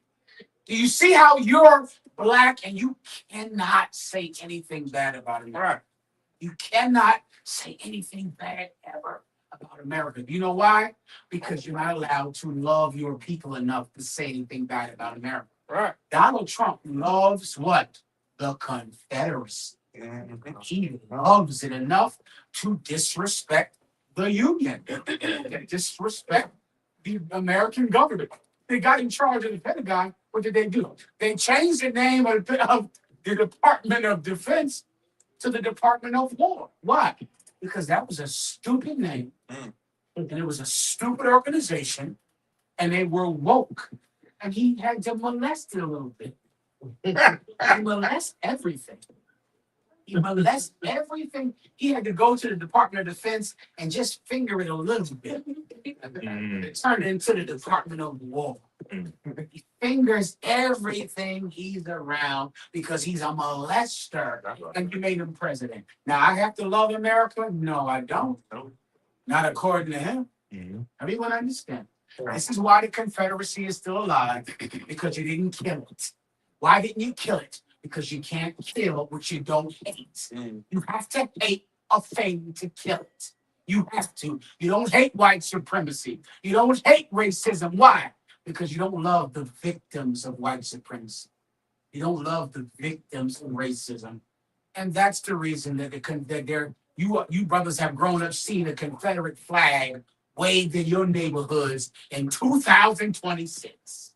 That's why. Everyone understands. Let's end this. All right, now. The last part here, if you're going to get a man, you better get a father first. This is for sisters out there that are good and stupid. Sisters, don't raise your hand when I say who's stupid. A lot of people are stupid. In the room and out the room. Dumb as hell. Now, what do I mean by that? What I mean by that, let me make it as simple as I can. You know, women, you think that you are less lustful than men, but you're not. You're just lustful in a different way. A man is lustful for sex. Because a man is lustful for sex, he has sex with a woman that he should not have sex with. A woman that is a disgusting piece of garbage, but he's so lustful for the act of sex that he ruins his life, and now he's on child support, and now his life is ruined because he's lustful for sex. A woman is lustful for a relationship. Lustful for it. Has to have it. You're reading them stupid books, and you're watching them TV shows about people who found a man, who found love, who have someone to sing, make them songs and give them flowers, and to have all your girlfriends know that you got somebody. You're lustful for a relationship, and you make another stupid decision because of your lust. So how do you avoid that? Find a father before you find a husband. You have to do it because you are too stupid to find a man. You're too dumb for that. Don't do that. Don't let your lust be, I gotta find a man. I gotta find a man. I need to find a man. Man. Well, you found one. You got him.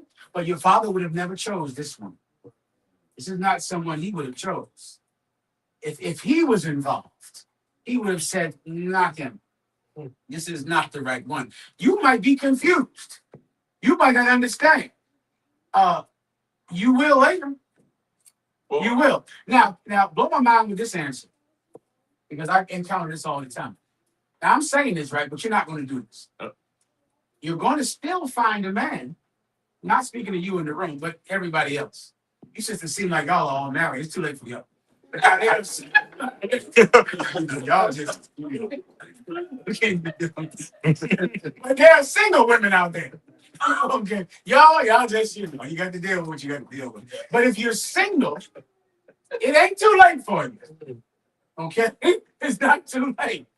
You could find a right choice, but that right choice might not be the one you want, right? But it'll be the one your father wants. That is a better choice. It's a better choice. Your choice is the lustful choice. It's the, emotional one. It's the one that's boom, boom, boom, boom, boom, boom, boom. I like him. I like him. I really like him. You're an idiot. What's the percentage of women, that are men that are 6'4" is on this bucket list? God dang. I don't know where they are, but they getting all the time. This brother, I think it's him. Get all the time. Like I said the next hour. He's the one getting all the time. You weren't getting all the time. It's work. Yeah, they all be with you. You have to marry your underdog. The rest of the year, you got to work out some sense in your mind. Right. Let me give you a few precepts. Ephraim, what's the precept I sent you earlier about this topic? Yes, sir. We got a couple. We got 12, 6, and 12. 12, 6. Hold that one for the last one. Give me Laban first. Now this is, I believe, who was this Laban? Who was he? His daughter is he? He's an Israelite or something, right? Laban? Kind of. Right, he's some cat, right? It's a Torah in the Bible, right? This cat Laban, Rebecca and what's her name? Leah, right? Well, Rebecca and Leah were these two daughters. Rachel sounds right. They end up out here.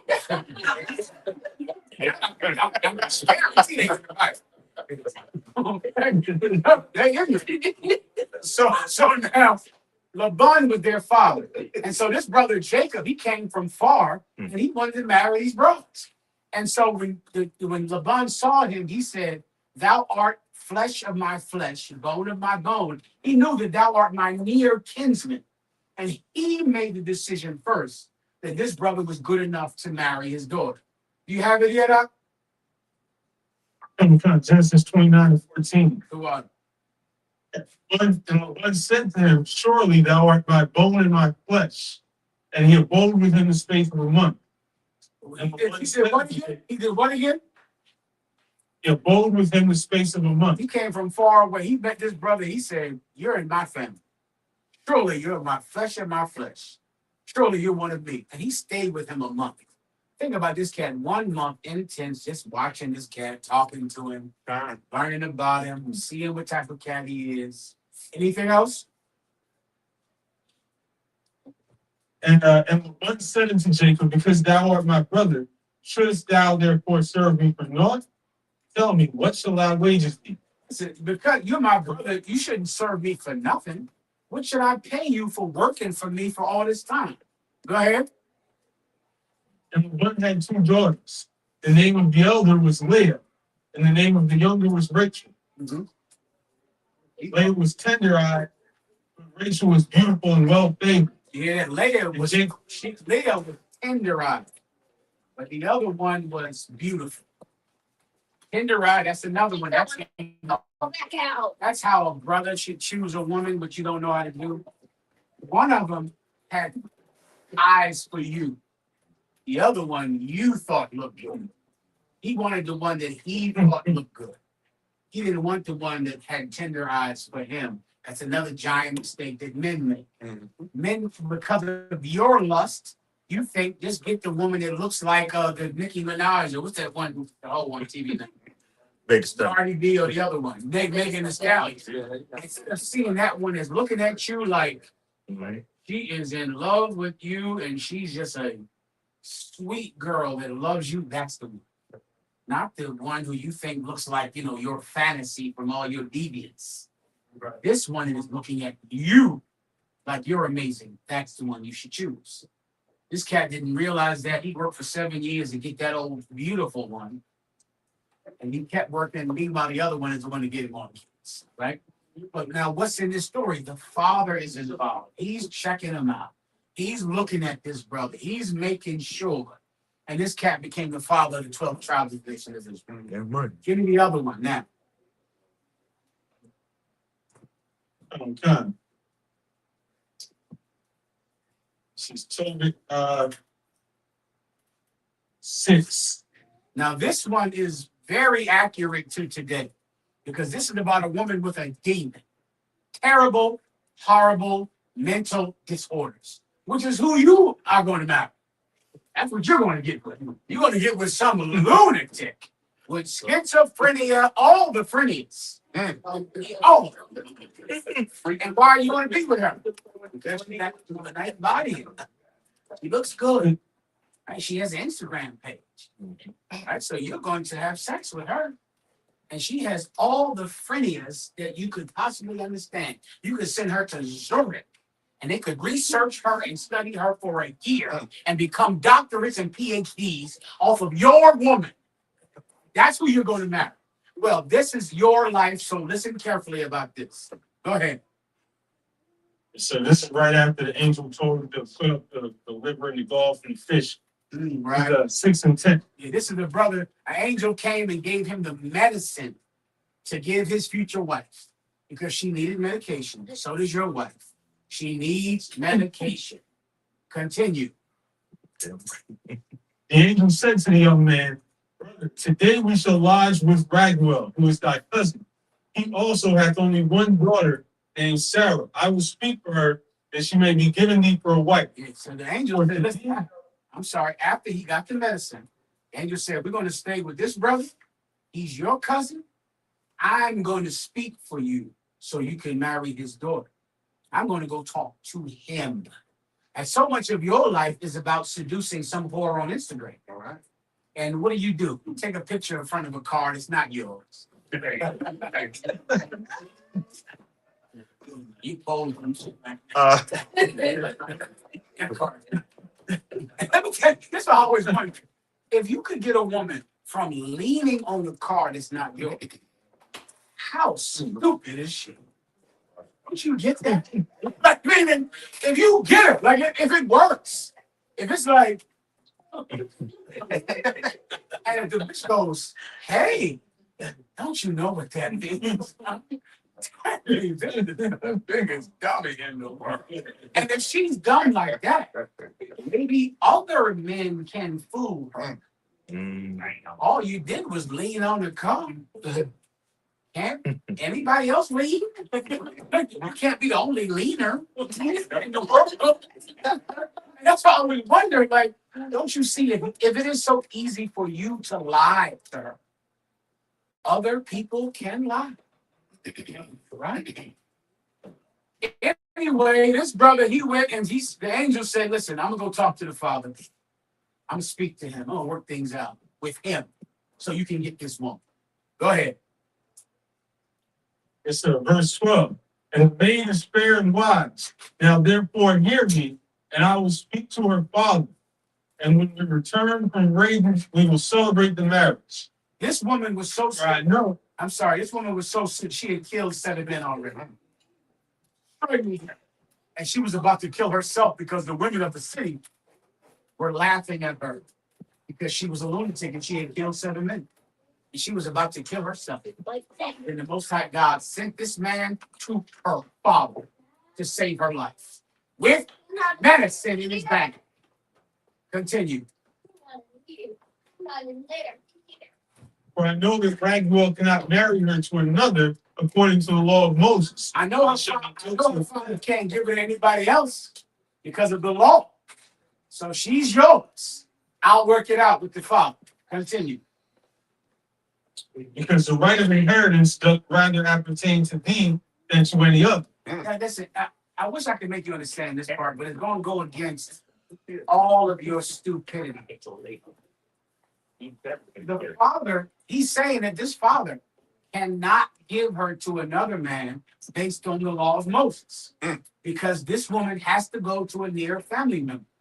Now, this father is making a decision that has nothing to do with being horny, nothing to do with who has nice Jordans, nothing to do with a car, nothing to do with who's cute, who's not cute, nothing to do with any of that. The father is saying, well, I can't give her to anyone else but him, according to the law. That is how you make a good decision. It's like that. It's not like in a woman's mind, it's so flowery, it's so like magic. You know, like who's the man I want? The one magic sends me to. You're getting divorced. You're not gonna be. That's what's gonna happen. Okay, lust is temporary. Lust is temporary. Love is a commitment to feel that feeling forever. I just think about it like that. I know you don't understand what the hell I'm talking about. I'm going to try it again, and I got to get the hell out of here. All right. The difference between lust and love, right? You feel a feeling of lust. You really like him. You really want to be with him. Oh, he's so amazing. He's so wonderful. I'm so attracted to him. Right? That's a feeling. That will end it. You're not going to feel that anymore. What does love feel like? Love feels the same, but you are committed to force yourself to feel it forever. It's like saying, I really want to be with this woman, and I will not allow myself to feel anything different forever. I'm not going to feel anything different. Of course, lust ends, right? You know, once you have sex with her, it's over, right? You're done, right? But what if you said to yourself, that feeling I felt that made me want to have sex with her, I'm going to harness it and feel it every day, forever. That's love. Because love is something you force yourself to do. Lust is something that happens natural. Lust just happens like a dog in heat. You know, a dog doesn't have to learn to like another dog. She's in heat. He smells it. He wants it. So what's the difference between you and a dog? That same way that dog wants that bitch, you have to say, I'm going to force myself to want her forever. I'm going to do what I must do to want her forever. Regardless of what I think or want, I'm going to force myself to want her for the rest of my life. That's love, because love is a obligation. It's like I'm obligated. Lust is you do what you feel. But of course that changes. You're not going to feel that, I think, after 10 minutes, you will feel that. But what if you said, I felt this feeling for her and I had sex with her because of this feeling. Now, I'm feeling this every day. I'll do it up here. I'll do it up here. Is that impossible? You never worked a job in your life? You never did that? You never had to go into a place you don't want to go to. What does your supervisor think? You love him. And you love him. Doesn't it? That's right. You go in there and you're like, I can't stand this place. You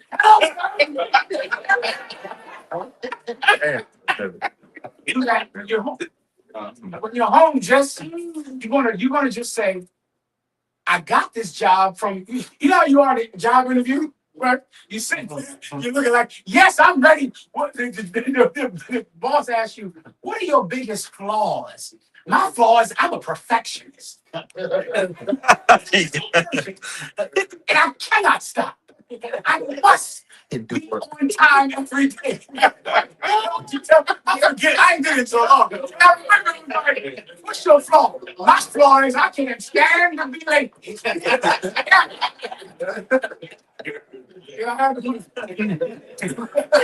ain't did it so long. But I remember saying that to people like, What do you think your flaw is? Man, listen, I gotta do everything perfect. I can never be in here at 9:01. I got to be here at 8:30, 45. I'm such a perfectionist. I'm lying to get the job. Now, you want to keep that job. Lie every day. You're going to get promoted. So, it's marriage. That's a marriage. A marriage is you did all this bullshit together, all this talking, all this nonsense, and there was so much lust. Then you got it. And then what do you do now? Keep lying. Forever. You had the basis. Keep doing it forever and ever and ever. You never stop. It's like now you're obligated to make her feel like you want her like you wanted her in the beginning. That's an obligation. Are you going to do that? No. Don't get married. Because you are listening to nothing I'm saying. And I know I should get the hell out of here a half an hour ago. Sorry, I got to come up and teach something. I can leave. It's not the war. Salaki, sir, you can't call out sick from love. Oh, I'm sick. If you call out sick on that job too many times, It's over. you're fired. Like you know what an obligation is. You know what to do. You know if you had an obligation. You know if you want to make that rap career, you think you rap terrible at rapping, but you still think you can make a record deal. Why? Because you're committed to it. You really want to do it, so you just focus on it. Do that in a marriage. Now, a father is the one that thinks like that. He thinks like this is an obligation. He's looking for a man who can keep an obligation. That's what a father is looking for in a prospective husband for his daughter. He's not looking for who's cute or who has Jordans. He's looking at this cat for a month going, can this cat serve it up every day forever for the rest of his life? How do I know? He worked for me in my business. He worked for me for 7 years. That's what this brother did. 7 years. That's what he worked for LeBron. He's watching this cat. This cat is giving that business his all. Thriving, making that business work. What does he see? A good husband.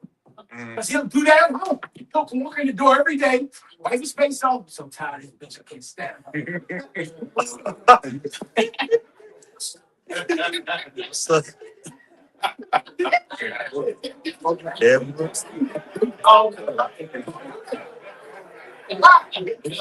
he does it at work. He does the same damn thing. He walks in there, put his boots on, and gets in there to work.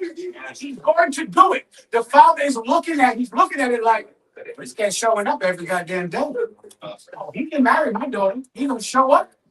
He gonna wipe his face off, get in there, and go to work. That penis of his, that penis is a hard-working penis. That penis put on his boots every day. And get in there and go to work. Every goddamn day. How do I know? Because he's working in here, doing my sheep business, or whatever I'm doing, he's going to do it. LeBron watched him. Then after LeBron, he married one of LeBron's daughters. LeBron said, well, yeah, you married the wrong daughter. And worked for me another 7 years. I mean, both of them. Because this cat here knew how to have an obligation. That is marriage. Marriage is an obligation that you make the woman feel like it's not an obligation. You understand? The woman doesn't know it's an obligation. She thinks you love this. She thinks that this is your joy.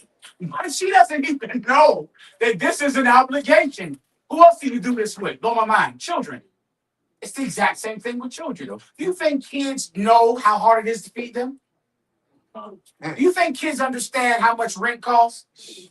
You stupid parents out there, the kid asks for McDonald's, you say, do you have McDonald's money? No. McDonald's. That's a bad parent. Why? Because the child is not supposed to know that we don't have money. He's not supposed to even know it at all. If you're a good parent, the child just thinks, sure, we got McDonald's. We always got McDonald's money. The child doesn't know that you go without.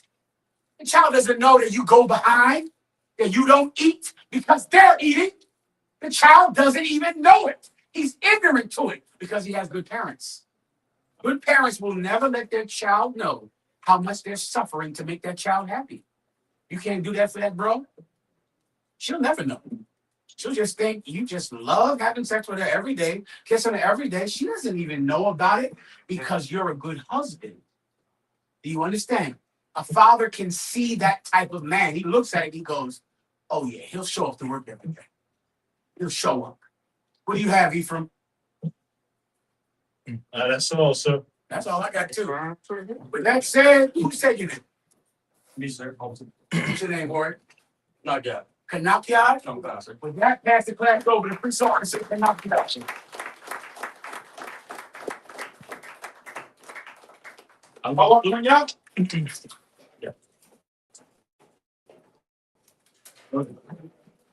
I'm walking up. Yeah, but still don't show fucking thumb. how about Shemel Shai? How Shemal offend by Shemel Shai? All right.